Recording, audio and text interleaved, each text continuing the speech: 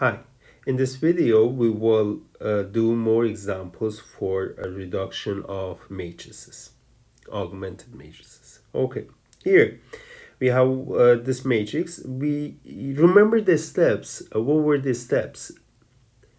Choose it, move it, turn it to 1, reduce the column using the 1. Yes, so I have to move from left to right, column by column, and stop whenever I see non-zero entries. I see 2 of them here. Yes, in the first column. I need to choose one of them to be my next leading one. Okay, I choose this guy to be my next leading one. There are good reasons for that because it is already 1, so I don't need to turn it to 1. And it is on the right spot, so I don't need to move it. It is already in the right spot.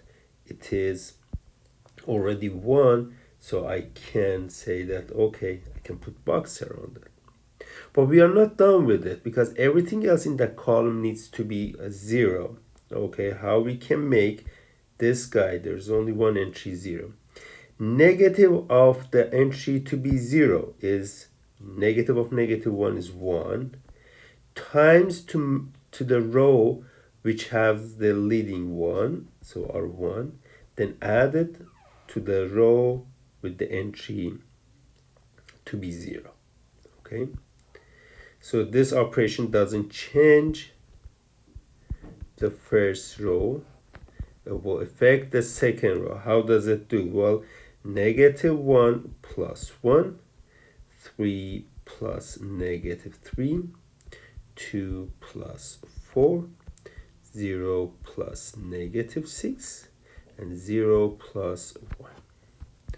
Well, let me simplify this. -3, 4, -6, 1, 0, 0, 6, -6, and 1.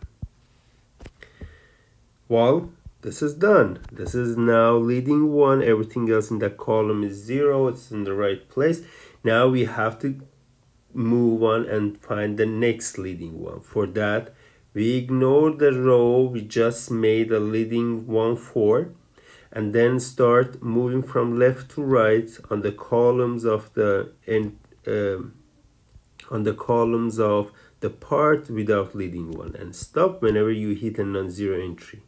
This guy, there's only 1, so I will choose that one to be my next leading one. Here is my next leading one. So I choose it.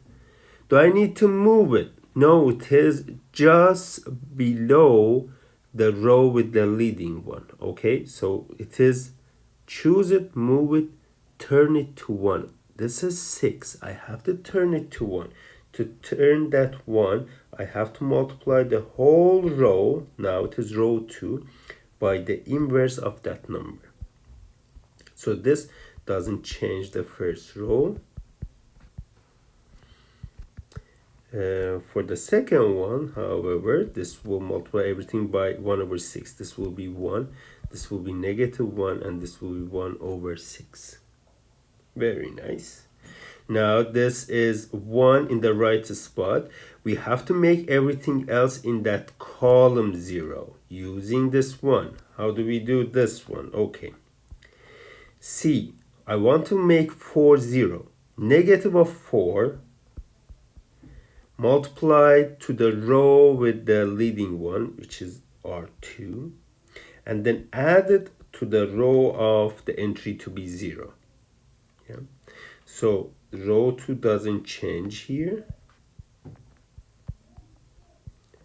Row 1 is 1 minus 4 times 0, -3 minus 4 times 0, 4 plus -4 times 1, and this guy here is -6 minus 4 times -1. This is here, and this guy here is 1 minus 4 times 1/6. And if I simplify this, I'll get I can write it down here. Okay, this will be 1. Well, the steps are designed such that if you already made a leading one, it won't change it. So it will be 1 and negative 3, 0, 0. These are the steps before. Is 0, 1. And that part is a negative 2. And what we have here is 1 minus 4 over 3, which is 1 minus 2 over 3. And you get 1 over 3 there. And well, these are the things. Now, we made the next leading one. This was the first one. This is the next one. And now we have to move to the other row. But there is no other row to move on. That means we are done. We have the row reduced echelon form. This is row reduced echelon form of this matrix, augmented matrix. Well, let's do another example for this. Again, remember the steps. Choose it, move it, turn it to 1, reduce the column using the 1. Okay. Here, now, choose it. We go from left to right, column by column. Stuff whenever we hit to non-zero entries. Yes, there are 1 and 3. We choose one of them to be our next leading one. Here, we choose 1 to be. Choose it, then move it. Move it where? Move it to the row just below the rows which already have leading ones. Here, we didn't have any leading one before, so this is going to move just to the top of the matrix. So it means that I need to do row 1 and row 2. This is 1, 1, negative 1, 0, 2, 4, and 3, 5, 2. Very nice. Now we have leading 1 in the right place. It is 1 already, so I don't need to turn it to 1. It's already 1. Now we have to use that to make everything else in that column 0. Reduce the column using the 1. Okay, so this guy is already 0, so we have to make this one, this 3, 0. How do we do that? Negative of 3 is negative 3. Multiply to the row with the leading one. So here, so multiplied by that. And add it to the row of the entry to be 0. Okay, so this doesn't change this first row. Doesn't change the second row. But the third row will be 3 minus 3 times 1. This will be 5 minus 3 times 1. And this will be 2 minus 3 times negative 1. Then our matrix will be this 1, 2, 2, and negative 1, 4, and that is 5. Now our first leading one is in the place, and we have to move and find the next leading one. Ignore the first row and then move from left to right, one by one, and you see that here there are no non-zero entry. Here there are 2 of them. Well, we can choose any one we like. Okay, so here then these are the same numbers too. I can choose the one which is at least on the right place. Yes, so choose it, move it. I don't need to move it.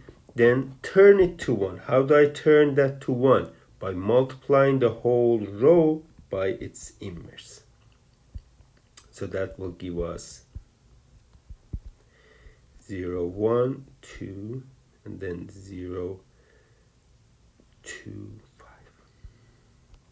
Now we have to reduce the column using the 1. We have to use this 1 to make this entry and that entry 0. How do we do that? Let's start with this one. Yes, we want to make this 1 0.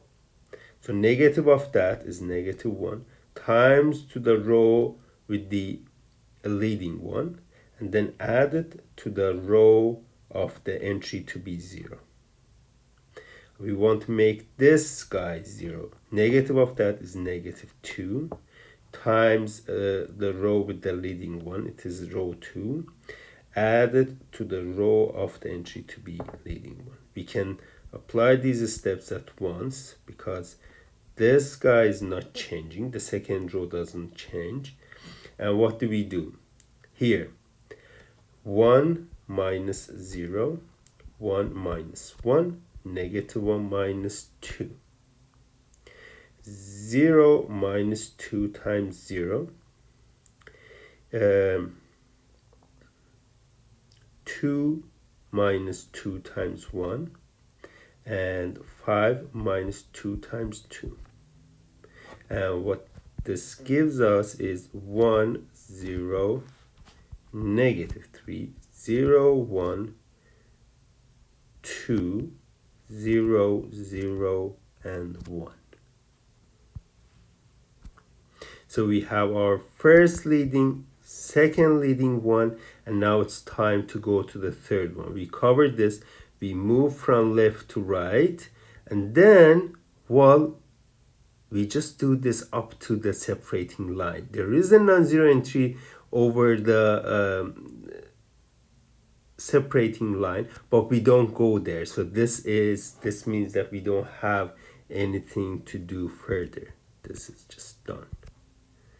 Remember, the constant term column just tags along the whole operations we do, but when we're trying to row reduce, we never go into those ones.